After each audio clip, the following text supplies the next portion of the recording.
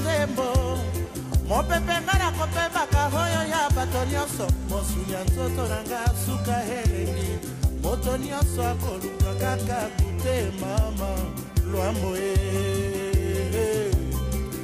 pona nini mosuni ya nzoto ya mwana moto bolingi boli. Merci estimés téléspectateurs d'Hope Channel Télévision et bienvenue dans cette émission qui, votre histoire, encore une fois, qui parle de ces sites de Karale, site terrien de Karale où vous savez avec nous que c'est un site non seulement politique, stratégique, mais aussi ça aide dans la communication de la ville de Bukavu, raison pour laquelle nous retrouvons les directeurs de ces sites, M. Damas Mounembwe, qui nous accueille dans ce bon site. Directeur, bonjour. Bonjour. Nous sommes à Renatelsat, Renatelsat qui est l'antenne qui sert tout Bukavu. Est-ce qu'on peut connaître d'abord le débit de l'implantation des cellules ici à Karale? Au fait, nous ne sommes pas une antenne, mais nous sommes un réseau national de télécommunications par satellite. Renatelsat ainsi. En fait, à l'époque, on parlait du Rezatelsat. C'était à l'époque de Mobutu. Maintenant, aujourd'hui, pourquoi on parle du Renatelsat? Oui, à l'époque, nous étions un bureau technique de liaison qui dépendait de la radio-télévision nationale, RTNC ainsi. Bon, vu l'importance du travail qui réalisait les Rezatelsat à l'époque, parce que Mobutu avait créé ça, par rapport à un objectif, parce que partout où Mobutu pouvait se trouver, oui. Au fait, il y avait les signaux, donc les images passaient à temps réel sur tout l'étendue. Et on a trouvé que les Renatelsat étaient très importants. Et il y a eu la nécessité à ce que ça soit une entreprise autonome. Maintenant, au lieu que ce soit un département, BT, département technique de liaison à l'époque, comme on l'appelait, donc on a l'ordonnance, le président Mobutu a signé l'ordonnance créant les Renatelsat comme une entreprise autonome, Rezatelsat. Voilà. Avec l'entrée de la FUDEL, ce n'était plus Rezatelsat parce qu'on devait quitter Zaïre pour Congo. Maintenant, on a appelé les Rezatelsat, Renatelsat. Voilà, Renatelsat de Zaïre, à l'époque d'abord Zaïre. C'est-à-dire que dans les années 60, dans les années belges ou dans quelle année qu'on a? Non, dans les années 70. Ici, c'est comme à Bukavu, on a créé, cette entreprise a été implantée ici à Bukavu, c'était en 1982. On sent que historiquement parlant, ça a un lien historique avec l'événement de l'arrivée de Mobutu au pouvoir. Oui, parce qu'il avait une mission. Il avait vraiment une mission. À l'époque, vous ne pouvez pas envier Sinel ou Régis des Eaux. La plupart des gens faisaient les concours pour entrer au Rezatelsat. Rezatelsat, on parle de l'histoire avec vous, l'histoire de Rena, dans l'époque Mobutu. Aujourd'hui, peut-être que vous n'avez pas vécu, mais dans l'époque Mobutu, vous-même vous suivez à l'époque la RTNC, et c'était à travers la Rezatelsat à l'époque. Oui. Voilà. Qu'est-ce qu'on peut retenir des grandes activités de l'époque? Au fait, des grandes activités de l'époque, tout s'est passé à temps réel. C'est-à-dire, tout ce qui se passe à Kinshasa, on devait suivre ça partout au même moment. Ce qui fait qu'aujourd'hui, Renatelsat est implanté sur les 26 provinces, dans plusieurs territoires. Avec comme mission Oui, avec les infrastructures identiques. Ah bon? Oui. Dans quelle mission, quel objectif par exemple? L'objectif c'était d'amener les signaux de Kinshasa vers les entités. C'est-à-dire tous les signaux de Kinshasa vers les entités. À l'époque, il n'y avait pas beaucoup de télé, il n'y avait pas beaucoup de radio, il n'y avait que la radio-télévision nationale. Okay, on parlait des OZR, oui. OZRT à l'époque. Oui, et Renatelsat, parce que la plupart des gens voient seulement l'antenne, longue antenne comme ça, ils ne savent pas pourquoi cette antenne. C'est pourquoi vous avez introduit à votre introduction, vous avez parlé d'une antenne. Nous ne sommes pas une antenne, nous sommes une entreprise autonome, réseau national, qui est au service de l'État congolais. Oui, Et oui, pour les habitants de Bukavu, à l'époque d'abord, nous sommes dans les années de l'implantation des Risatesat, Renatesat en 89. À 79, on a commencé à implanter les Risatesat ici et on a inauguré à 82. Mais on sent Oui. que c'est pour des faits apparemment politiques que ceci a Ce été... n'était pas parce qu'il y a ce qu'on appelle la garantie. L'État congolais, donc tout Congolais a droit à l'information. Et Mobutu voulait que tout se passe, tout Congolais partout où il est, puisse suivre à temps réel les événements de Kinshasa. Ce n'est que de Faites de la Kinshasa radio et non nationale. d'autres provinces du pays. Non, au fait, quand on installe maintenant au niveau de chaque province, en fait, chaque direction devient maintenant, bien qu'il dépende de Kinshasa, mais il y a autonomie. Au niveau local, nous prenons la gestion. Et c'est ce qui se passe ici. Voilà. En fait, bon, vous avez parlé de l'antenne. Je voulais vous dire que non, nous autres antennes ici. Et après Lubumbashi, c'est 126 mètres. Les 126 mètres de notre pylône, le pylône de Lubumbashi, est suivi de celui de Kiliba, qui est aussi de Kivu. Notre pylône de Kiliba qui mesure 126 mètres, après celle de Lubumbashi. Et puis ici à Karale, c'est 96 mètres. En fait, la province ici de Kivu est bénie. Bois a été bénie depuis longtemps, tant puisque c'est l'antenne, notre antenne de Kiliba, qui servait aux signaux pour les pays des Grands Lacs.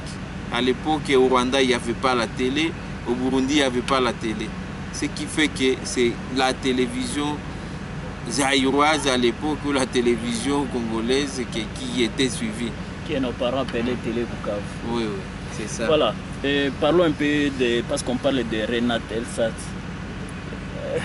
Renatelsat, ça c'est... À l'époque, oui, ouais, c'est ce qui est peut-être difficile.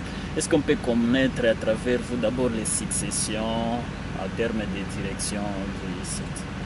Depuis l'implantation, est-ce que vous en avez l'histoire? Bon, nous en avons l'histoire, mais ça nous intéresse moins. Ouais. Parce que la Bible dit qu'il ne faut plus regarder derrière, il faut regarder Non, devant. pour arriver à vous, on sent qu'il y a quand même des gens. Parce qu'on parle du site, on parle de... En fait, à l'époque, la site était gérée par un technicien. Moi, je ne suis pas technicien, je suis économiste. Oui. C'est géré par un technicien. Bon, mais en 2009, moi, j'étais à la direction de l'audit interne. Au niveau de Kinshasa, on m'avait envoyé pour auditer la direction provinciale du Nord et du Sud Kivu. En fait, par rapport à mes rapports, je vis, donc, étant donné que j'ai trouvé nos sites dans les délabrements tout le temps, j'ai proposé qu'il est grand temps qu'on mette aussi les noms techniciens pour appuyer l'administration ainsi que d'autres aspects, parce que l'aspect technique ne suffit pas dans une entreprise, puisqu'une entreprise a plusieurs branches, plusieurs départements. C'est ce qui a fait que nous avons trouvé nos prédécesseurs étaient là. Bon, à l'époque, il y avait celui que j'ai trouvé ici, c'était Musimbo Astani, qui avait aussi remplacé quelqu'un d'autre. Je ne vais pas citer les noms de ceux qui ne font plus partie de l'entreprise. Il y a celui qui a décédé, qui venait décéder, que moi j'ai remplacé. Et nous étions venus avec lui. Celui que l'autre avait remplacé, c'est Stani. Et les autres, les Keba, ils sont pris dans l'entreprise. Bon, ce n'est pas important de citer leurs noms. Oui, voilà. On parle de l'entreprise. On voit qu'ici, il y a presque toutes les chaînes radio-télévisées. On dirait que c'est vous qui décidez à la dernière minute qu'il faut couper des signaux. Il y a des RFI, BBC, je vois RTNC, je vois si c'est Hope Channel, je vois presque toutes les chaînes de la ville, toutes les chaînes internationales que nous suivons au Bukavu. Nous avons une responsabilité, nous étions responsabilisés. Vous avez appris, nous avons parlé de la TNT, télévision numérique. Nous avons été responsabilisés. Nous avons arrêté, nous nommons nous Renatesat comme diffuseur public. C'est-à-dire, nous attendons des équipements. Ça tombe bien la question que vous venez de poser parce que bientôt, je crois le début du mois de mars, il y aura les équipements. On a déjà fait l'état des lieux. Il y aura les équipements numériques qui arrivent. On a ciblé. Ici, nous avons les bénéficiaires. Il y a Nord, les Nord, Sud Kivu et Nord et Sud Kivu. Bientôt, nous allons bénéficier parce que nous avons eu les visiteurs. Nous avons eu la visite et l'état des lieux de nos partenaires. Et c'était prévu. Ni c'était les élections, c'était prévu que les équipements arrivent au mois de janvier. Mais les équipements sont en route pour installer ces équipements numériques. Alors là, nous allons appliquer la loi. Ça dit toutes les chaînes et les propriétaires des chaînes vont devenir des éditeurs de programmes. Et nous allons être les diffuseurs publics. Voilà, ça c'est techniquement parlant. Sur le plan pratique, théorie, c'est notre mission. Oui. Mais maintenant, le problème, c'est le matériel. Le gouvernement avait commandé, mais c'est arrivé en retard. Mais quel que soit les retards, les textes sont là, nous allons les appliquer. Et là, comment ça se fera avec des anciennes télévisées, appareils télévisés? Parce qu'on parle aujourd'hui qu'avec la nouvelle technologie, il faut peut-être avoir des télévisions adaptées. Oui, si vous avez un poste téléviseur qui n'est pas adapté, donc là, c'est analogique, ça va... Il vous faut un décodeur. Bientôt, ça sera avec le TNT. Oui. Et vous voulez nous montrer un décodeur? Ou bien celui qui oui, a je voulais vous montrer un décodeur qui est adapté aux équipements. On doit amener. C'est un équipement numérique. C'est-à-dire, vous avez parlé, l'État congolais a prévu aussi. Parce que migrer directement, ce n'est pas facile. Mais néanmoins, si vous avez la télé numérique, vous aurez directement les images des chaînes que vous voulez suivre, parce que toutes les chaînes maintenant passeront par nous. Les chaînes, les éditeurs des programmes, ils vont produire et ça, ils nous donnent leurs programmes et nous les diffusons. Mais maintenant, si vous n'avez pas la télévision numérique, vous aurez un décodeur, vous achetez un décodeur comme ça, vous continuez avec votre télévision analogique. Mais ça vous facilite seulement vous donner les images numériques. Ça facilite le marché de vendeurs Bon, nous, ce qui importe, ce n'est pas seulement les marchés de vendeurs, mais nous voulons que les gens changent, donc qu'ils puissent émigrer en achetant les télévisions numériques. C'est la moindre des choses. Partout au monde, il n'y a plus de télévisions comme ça. Les choses ont changé. Mais on sent que la plupart des gens n'ont pas de moyens pour plaider en faveur des paisibles habitants. Est-ce que ceci va arranger? Bon, avoir les moyens, on ne peut pas avoir les moyens pour accéder directement à quelque chose. Ça vient un peu petit à petit. C'est-à-dire, bon, on commence par ceux qui sont prêts. Les autres, au fur et à mesure, ils finiront par... Lorsqu'on commence la vie, on est... C'est pas petit à petit qu'on devient quelqu'un. Ce n'est pas au même moment. Oui, je rappelle que nous sommes avec le directeur de Renatelsat, Damas Mounembwe, si je n'abuse pas du nom. Et directeur, nous parlons évolution du site. On voit une certaine propriété, arrangement, on sent que quand même le site est bien géré, mais au-delà du site, en allant vers le voisinage du site, on sent qu'il y a des menaces qui pèsent presque partout. S'il y a un cas militaire, il y a des éboulements, érosions, il y a même des bises, il faut appeler ça des bises qui tirent l'antenne, qui sont presque menaçants. Est-ce qu'on peut dire que vous gérez la clôture, mais vous ne gérez pas au-delà de la clôture ou comment?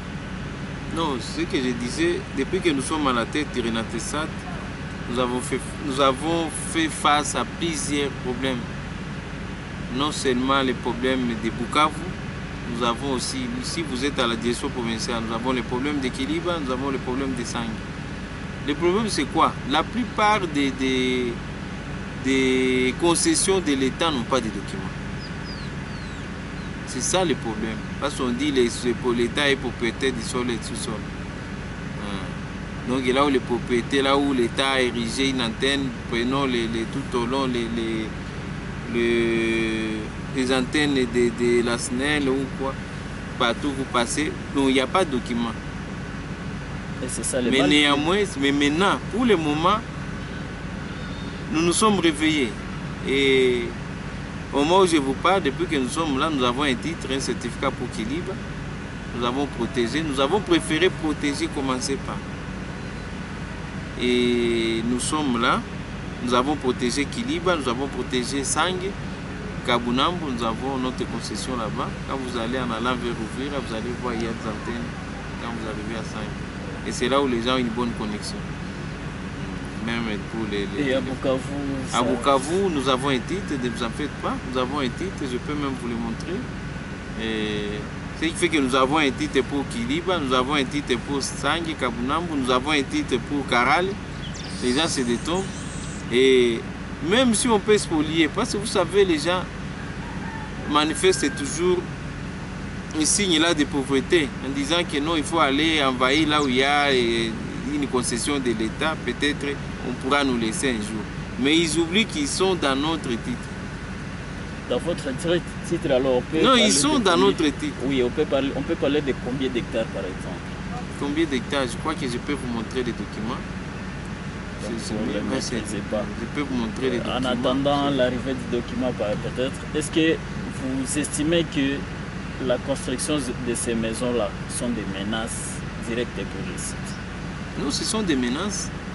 Nous avons déjà alerté les autorités à plusieurs reprises. Et une fois le gouverneur était ici, il leur avait dit clairement que non. Quel que soit, vous pouvez faire quelque part 10 ans. Mais si ce n'est pas, vous avez spolié, sachez qu'un jour on vous mettra dehors.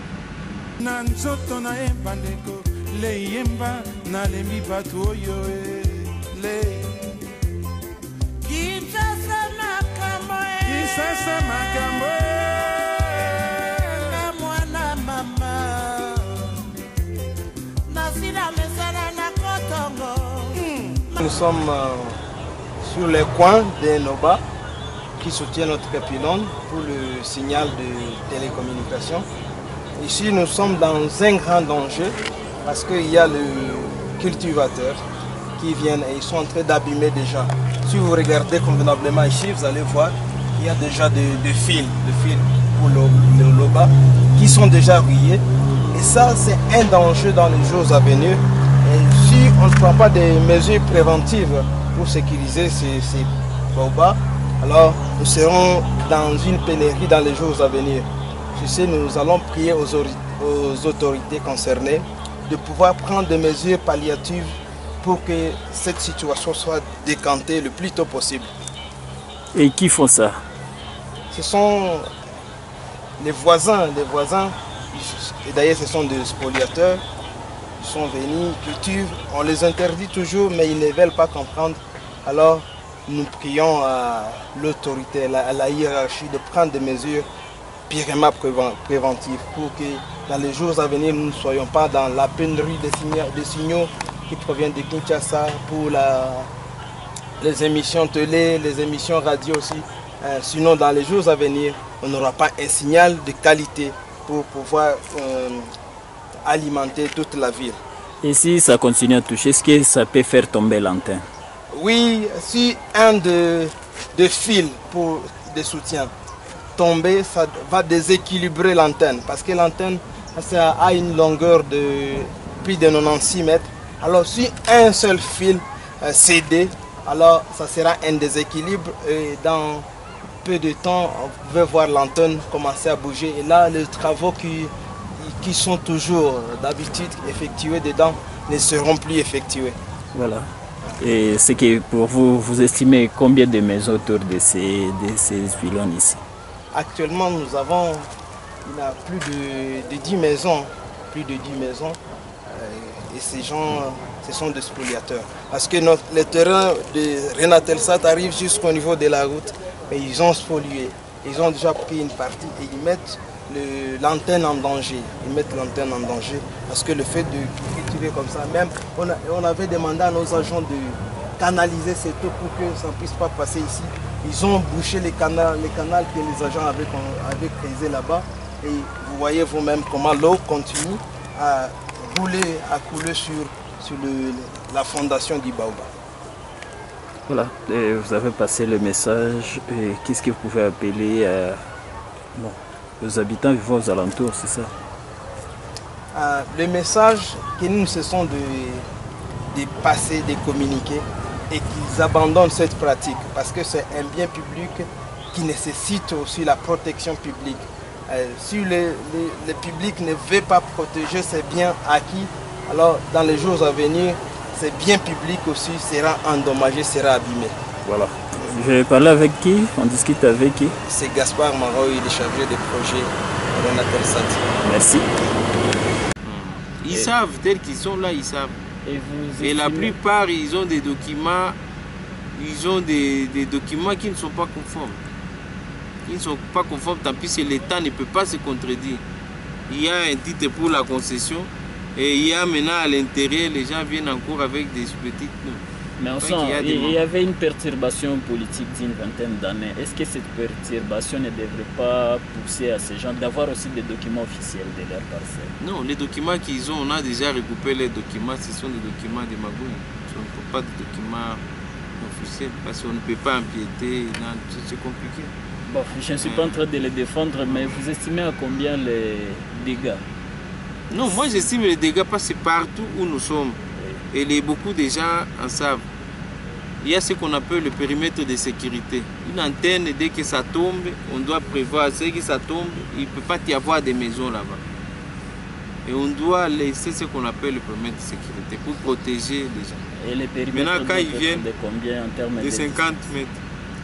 50 mètres par rapport donc, si ça tombe les 96, il faut prévoir encore 50 mètres. Les gens ne doivent pas construire là-bas. Mais maintenant, vous allez voir si l'autre pylône tombait là-bas.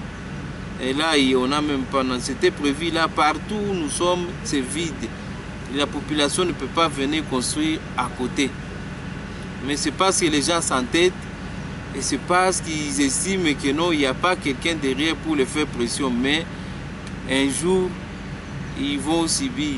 Et ils ont déjà commencé à subir, tant pis, il y a ce qu'on appelle les hyperfréquences. Ils sont en train de subir. Les militaires nous le déclarent, et la plupart des fois, que leurs enfants ne sont plus intelligents à l'école. Tout ça sont des phénomènes que nous avons vécu partout où nous sommes. Parce que les gens ne comprennent pas. Nous avons déjà fait des sensibilisations. Nous avons déjà amené même les gens des cadastres ici pour reconstituer notre site et voir est-ce que vraiment ces gens-là ont droit. Et à chaque fois, les données que nous avons, vous allez voir tous les documents, les données, pour insuffisance qui ne doivent pas être à côté. Mais ils s'entêtent, bon, au fait, c'est la crise ou quoi, ils n'ont pas là où aller, mais néanmoins, ils en savent quelque chose. Mais quand vous parlez 50 mètres, conseil directeur, et vous montrez la direction de l'ouest, au lieu de me montrer les sites, par exemple. Non, moi je montre là où il y a spoliation. Et de l'autre côté, est-ce qu'il n'y a pas spoliation, du côté site ici? Parce que je vois vers l'entrée aussi, il y a des maisons qui ne sont pas à 50 mètres vraiment du site. Est-ce que ce n'est pas aussi des menaces? Non, moi je me réfère aux documents officiels que nous avons. Et ils ont des documents officiels, mais ils sont aussi dans les limites de l'antenne. Non, moi je parle des documents officiels que j'ai. Ah, voilà. Je ne vais pas entrer au-delà de... Voilà, mais vous estimez à combien les maisons? Il y a ceux qui vont voir les gens du cadastre la nuit, il y a ceux qui vont voir les gens du cadastre pendant la journée. Les y comprendre. Et c'est-à-dire que vos collaborations entre vous et les agents et les bureaux du cadastre ne sont pas bonnes pour qu'ils continuent à enquêter. Vous étiez à Bukavu? Je suis né et grandi. Né et grandi à Bukavu. Pour une année, on change les chefs de division combien de fois? Vous savez ce qui se passe là-bas? En une année, combien de conservateurs? En une année, combien de... Ça, on ne peut même pas en parler. Et tout le temps, ils sont au parquet là-bas. Pour faire quoi? Voilà. S'il y avait du sérieux, pourquoi ils sont au parquet tout le jour? Et puis... Et il n'y a pas que Caral où on a spolié. Quand vous voyez Bukavu, c'est... Voilà. Est-ce qu'on peut penser en termes de maisons qui entourent et qui menacent? Ils sont déjà identifiés. Nous avons tout un dossier. Vous estimez à combien les maisons? Des parcelles. Des parcelles et des maisons. Il y a même ceux qui ont du mal à construire. Il y a ceux qui vendent même. Parce qu'ils savent qu'un jour, ils vont finir, ils vont partir des gros ou des fausses et ils savent que peut-être un jour, ils vont se retrouver.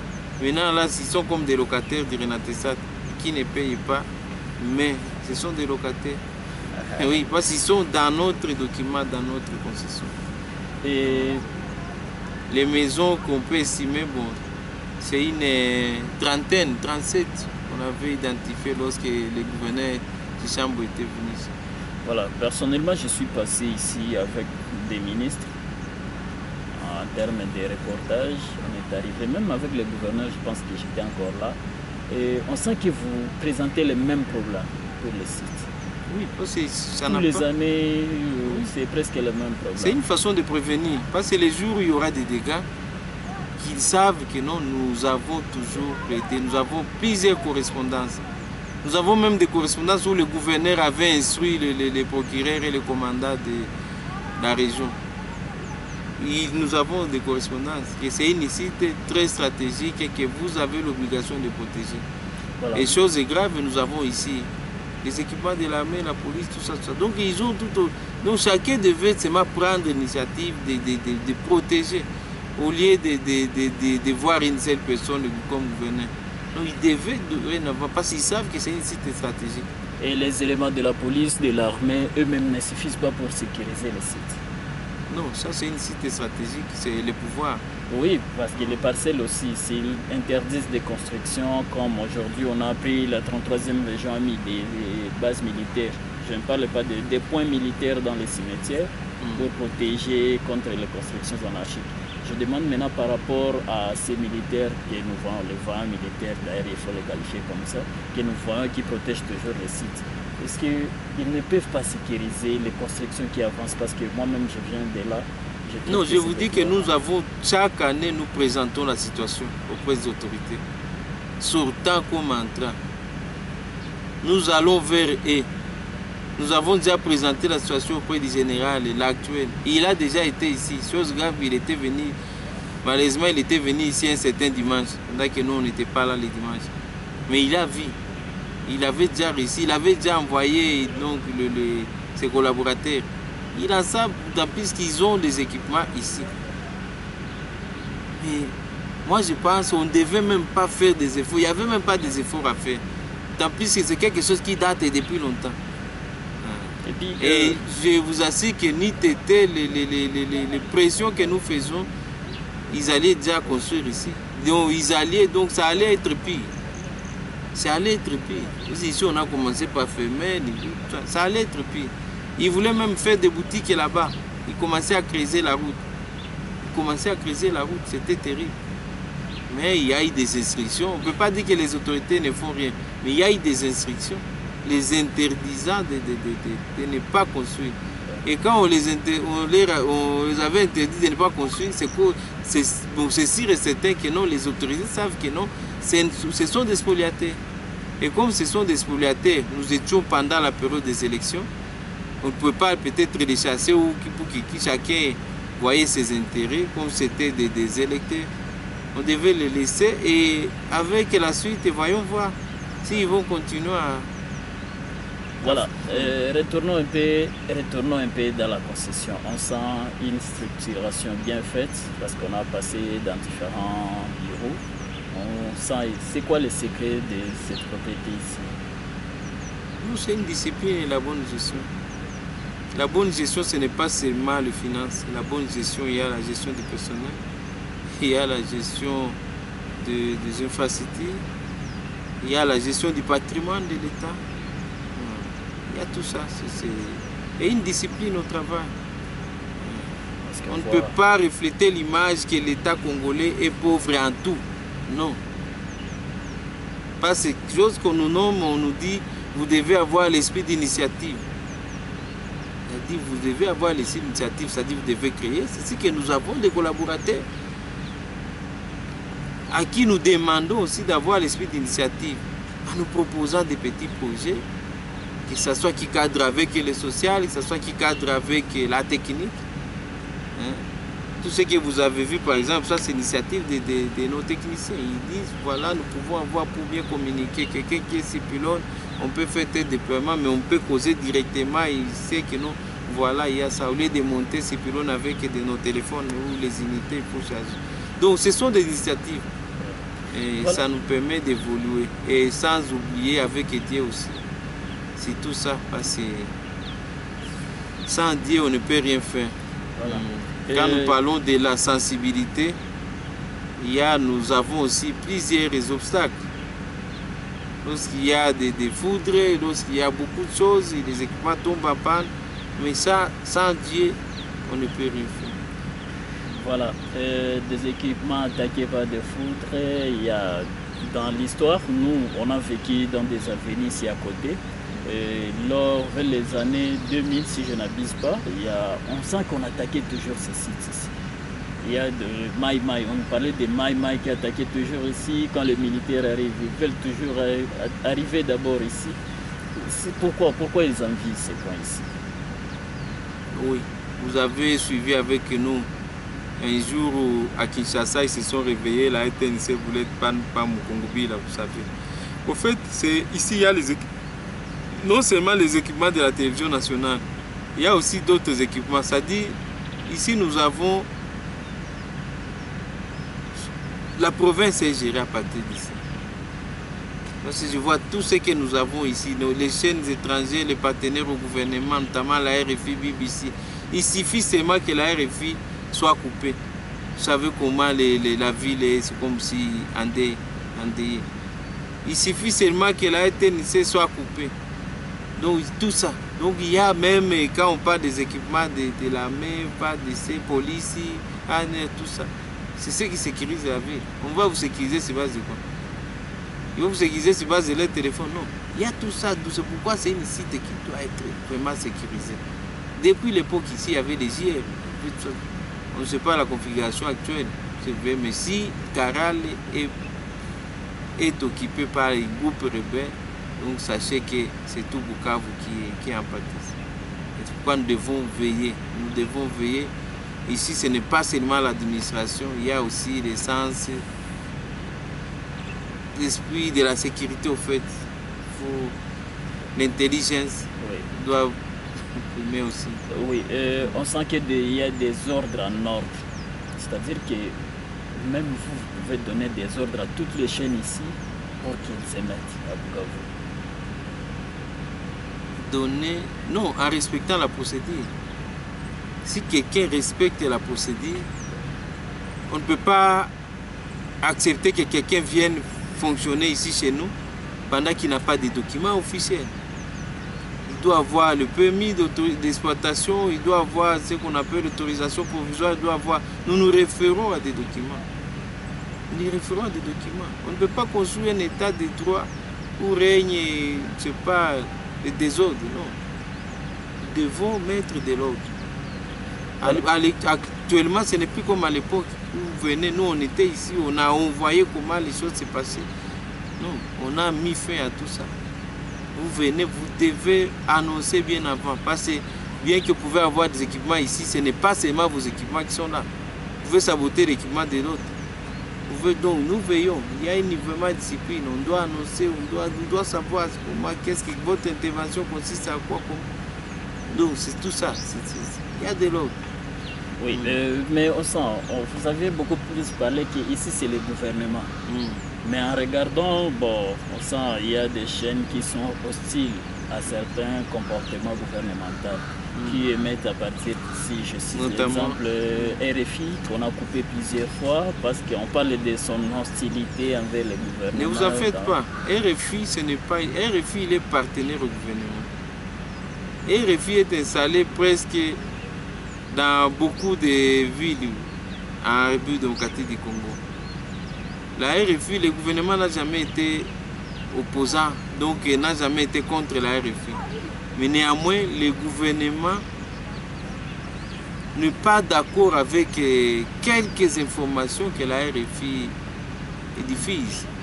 Mais néanmoins, le gouvernement, parce qu'avant de s'installer, et il s'est installé là où il y a le bâtiment du gouvernement. Pourquoi? Parce qu'il a un contrat, il a une convention, ils ont une convention avec le gouvernement.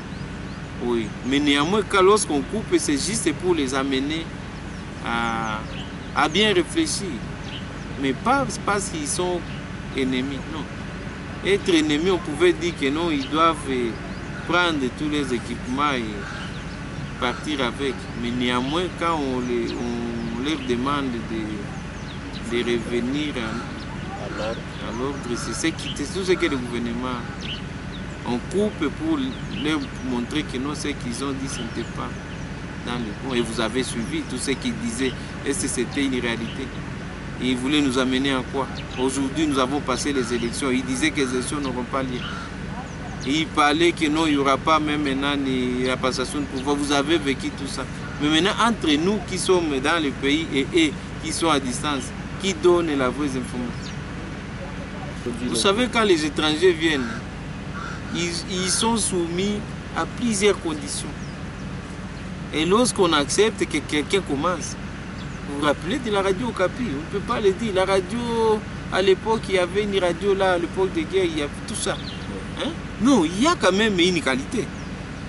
Mais quand nous prenons nos radios, d'abord, premièrement, il n'y a pas d'autorisation.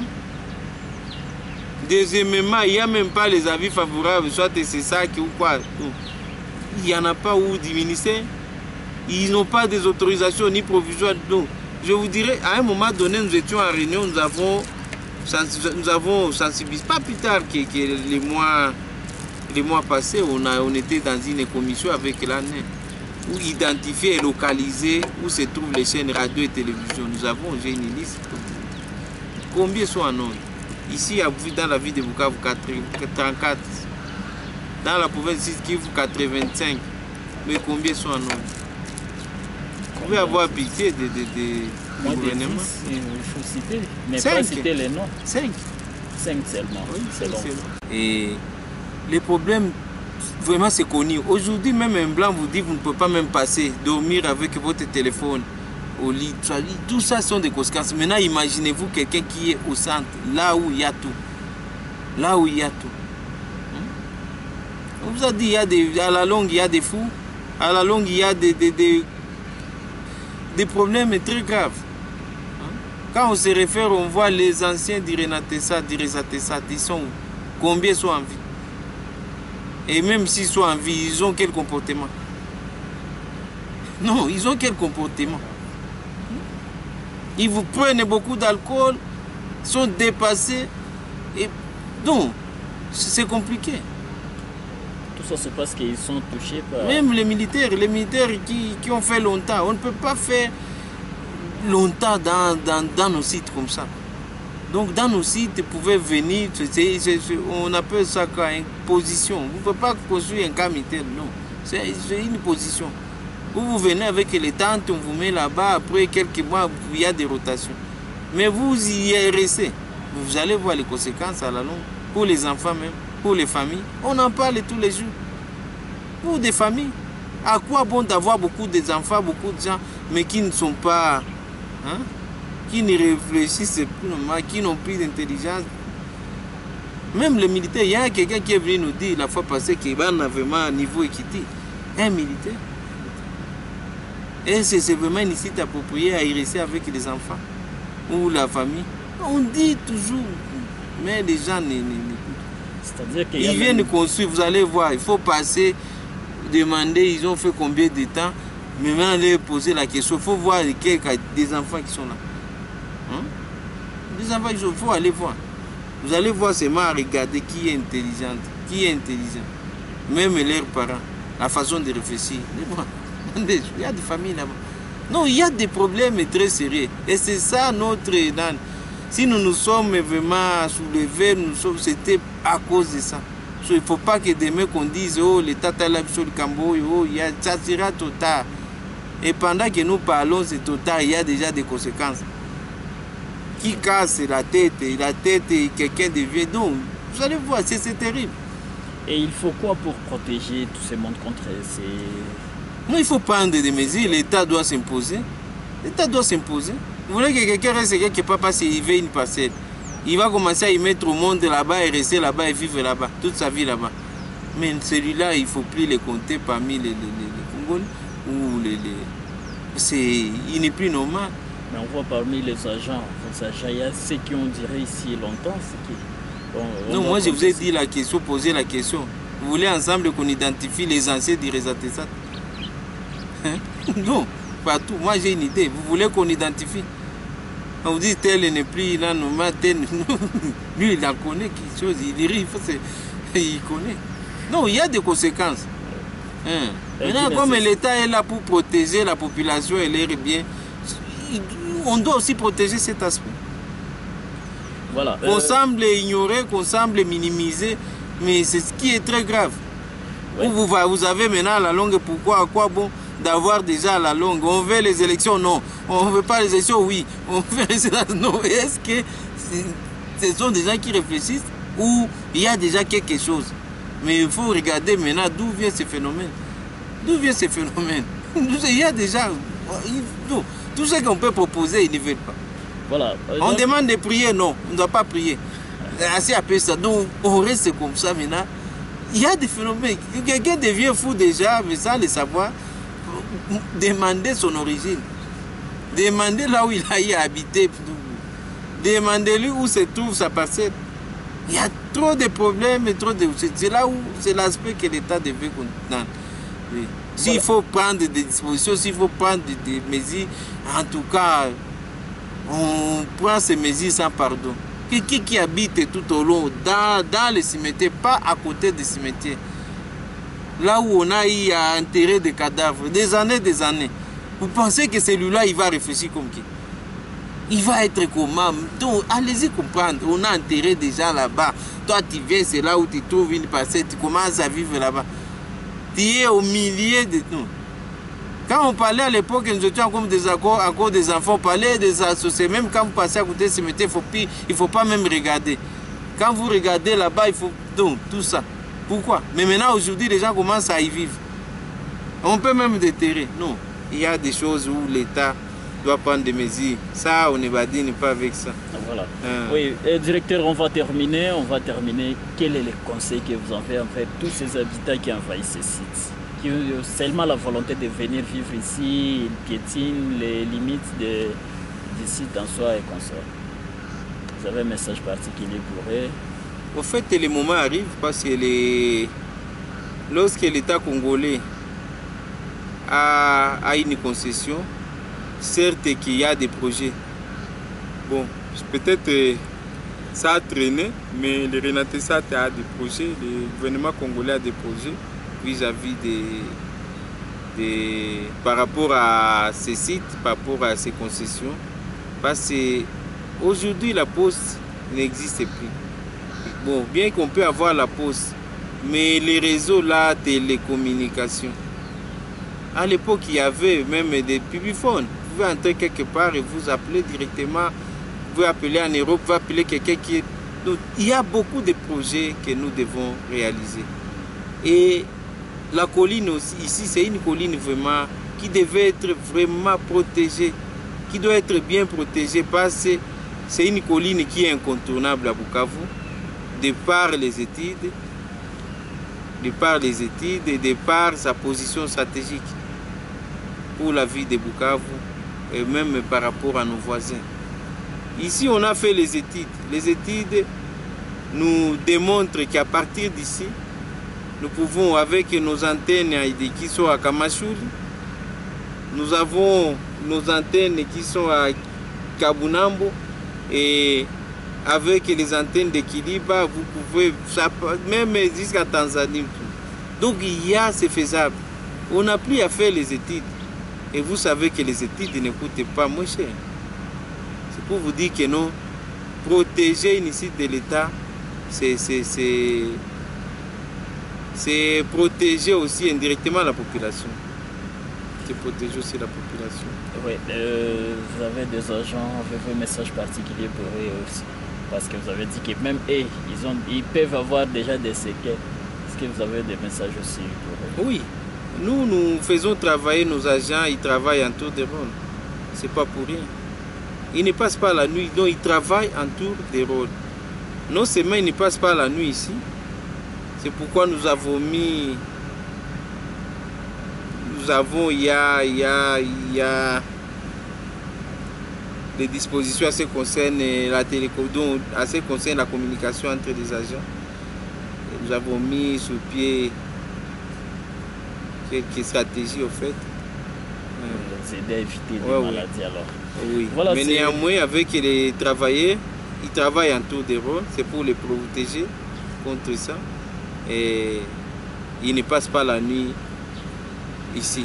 Pourquoi? Parce que vous savez, il y a certains, mais ceux qui passent la nuit, il n'y a que ils font la rotation. Donc on pouvait faire de même avec les militaires. Ils ne doivent pas rester quelque part 10 ans. Non. Il doit y avoir des relèves.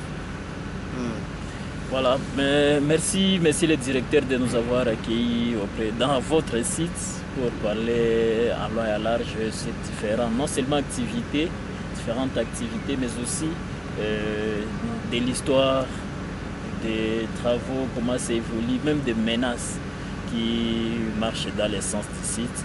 Nous disons vraiment merci pour cet accueil chaleureux et nous pensons que nous serons encore bientôt de bienvenus s'il y aura encore d'autres questions de notre part. Merci beaucoup. Okay. Nous vous remercions pour l'initiative. Oui. Merci directeur. Arsène. Oui. Ainsi se clôture notre émission du jour. Vous avez écouté en long et à large les activités qui se passent dans ces sites, l'histoire de ces sites également, mais aussi vous avez vu combien ce site est important, bien que menacé par les érosions, bien que menacé par le traçage fictif des parcelles. Merci pour ces numéros encore une fois et on se rencontre la semaine prochaine.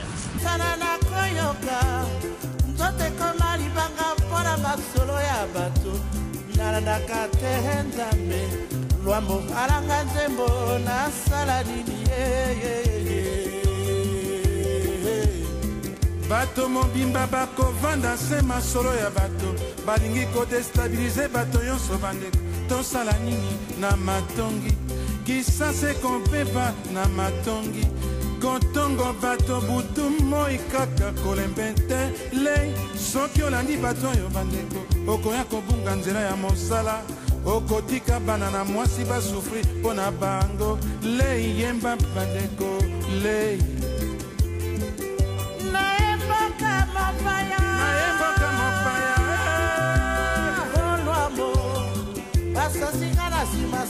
sasa balabiro kumonanga na ndunda bololo bakombi ndako nanga na kombo ya mbanzi lwambo